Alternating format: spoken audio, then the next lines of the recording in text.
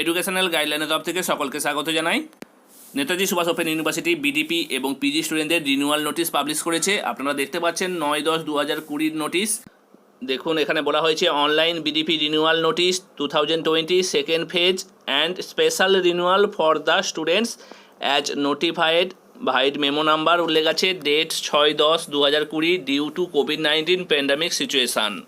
অর্থাৎ BDP second phase renewal এবং সেই সঙ্গে স্পেশাল রিনিউয়াল কোভিড-19 প্যান্ডামিক সিচুয়েশানের জন্য এই স্পেশাল রিনিউয়ালের সুযোগ দেওয়া হয়েছে যারা রিনিউয়ালটা করেননি। এবং এই বিডিপি রিনিউয়াল শুরু হবে 14ই অক্টোবর থেকে। দেখুন বলা হয়েছে online renewal for BDP students as started above is about to start from 14 October 2020। এবং কারা কারা এই রিনিউয়ালটা করতে পারবেন এখানে টেবিলে দেখুন উল্লেখ করা হয়েছে।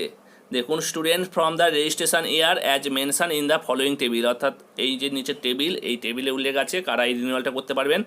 দেখুন রেজিস্ট্রেশন ইয়ার জুলাই 2014, জুলাই 2015, জুলাই 2016, এই তিনটে রেজিস্ট্রেশন ইয়ারের স্টুডেন্টরা যদি দুটো রিনিউয়াল না করে থাকেন তাহলে আপনারা দুটো রিনিউয়ালই করতে পারবেন। অর্থাৎ ফার্স্ট রিনিউয়াল যদি না করে থাকেন ফার্স্ট রিনিউয়ালও করতে পারবেন এবং সেকেন্ড রিনিউয়াল না করে থাকলে সেকেন্ড রিনিউয়ালও করতে পারবেন। ধরুন আপনারা যদি ফার্স্ট রিনিউয়াল করে থাকেন, সেকেন্ড রিনিউয়াল না করলে তখন সেকেন্ড রিনিউয়াল করতে হবে। এরপর জুলাই 2017 রেজিস্ট্রেশন ইয়ার, তাদের ক্ষেত্রে ফার্স্ট রিনিউয়াল করতে হবে এবং সেই সঙ্গে সেকেন্ড রিনিউয়ালও তারা করতে পারবে। এবং ফার্স্ট রিনিউয়াল যদি পূর্বে না করে থাকেন তাহলে ফার্স্ট রিনিউয়াল করতে হবে এবং সেকেন্ড রিনিউয়ালও আপনাদেরকে করতে হবে বা করতে পারেন আপনারা। ধরুন আপনারা যদি ফার্স্ট রিনিউয়াল করে থাকেন তাহলে আপনারা সেকেন্ড রিনিউয়াল করবেন। এরপর 2018-19 রেজিস্ট্রেশন ইয়ারের স্টুডেন্টরা ফার্স্ট রিনিউয়াল যদি না করে থাকেন তাহলে ফার্স্ট রিনিউয়াল আপনাদেরকে করতে হবে, সেই সঙ্গে আপনারা সেকেন্ড রিনিউয়ালও করতে পারবেন। এরপর 2019-20 রেজিস্ট্রেশন ইয়ার যাদের, তাদের ক্ষেত্রে ফার্স্ট রিনিউয়ালটা শুধুমাত্র এলিজিবল, অর্থাৎ আপনারা শুধু ফার্স্ট রিনিউয়াল করতে পারবেন, আপনাদের সেকেন্ড রিনিউয়াল নয়।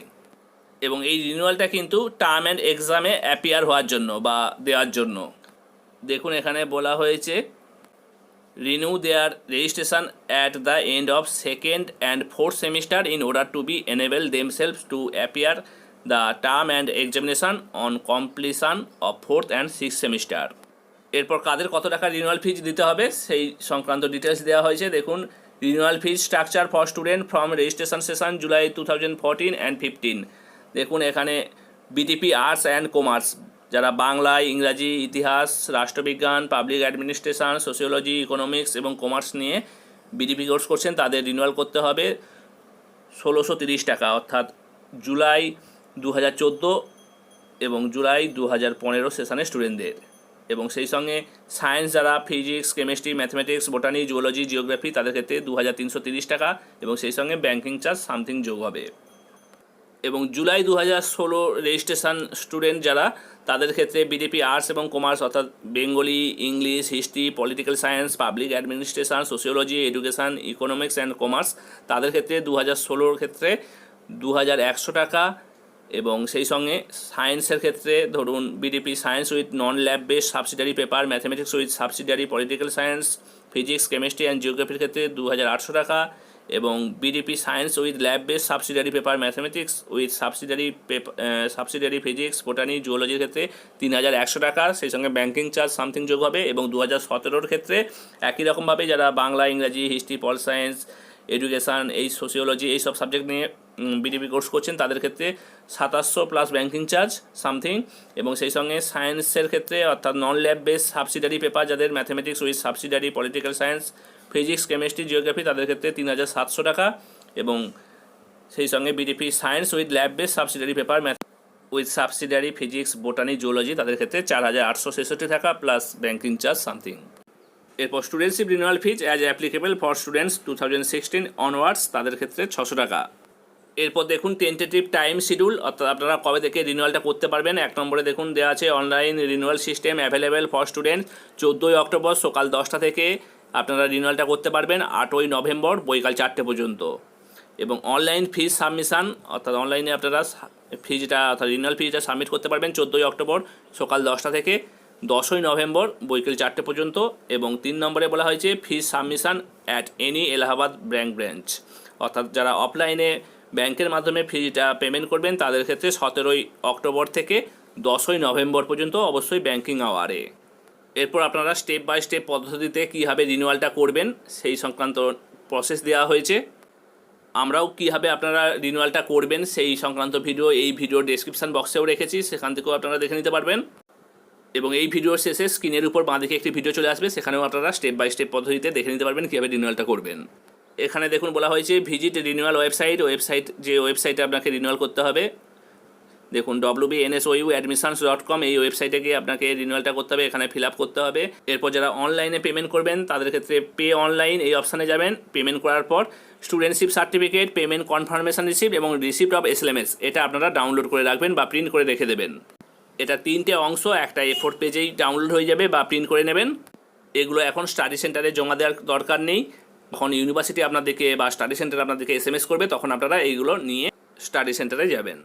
এবং যারা ব্যাঙ্ক চালানের মাধ্যমে রিনিউয়াল ফিজটা পেমেন্ট করবে তাদেরকে ব্যাঙ্ক চালান ডাউনলোড করে নিতে হবে এবং ব্যাঙ্কে গিয়ে পেমেন্ট করার পর 2 দিন পরে এই স্টুডেন্টশিপ সার্টিফিকেট বা পেমেন্ট কনফার্মেশন রিসিপ্ট বা রিসিপ্ট অফ এসএমএস এটা ওয়েবসাইটে গিয়ে ডাউনলোড করে নিতে হবে।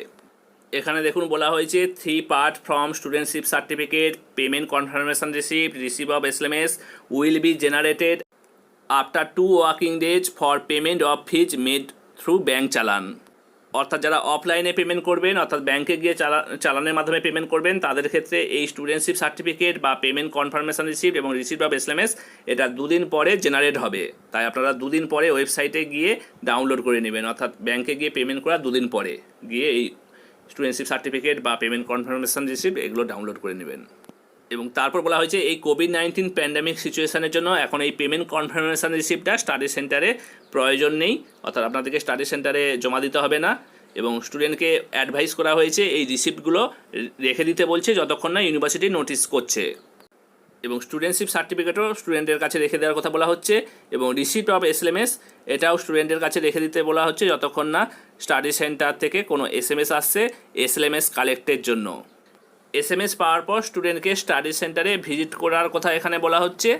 রিসিপ্ট অফ এসএমএস এবং সেই সঙ্গে enrolment certificate cum identity card নিয়ে প্রিন্টেড এসএমএস সংগ্রহ করার জন্য।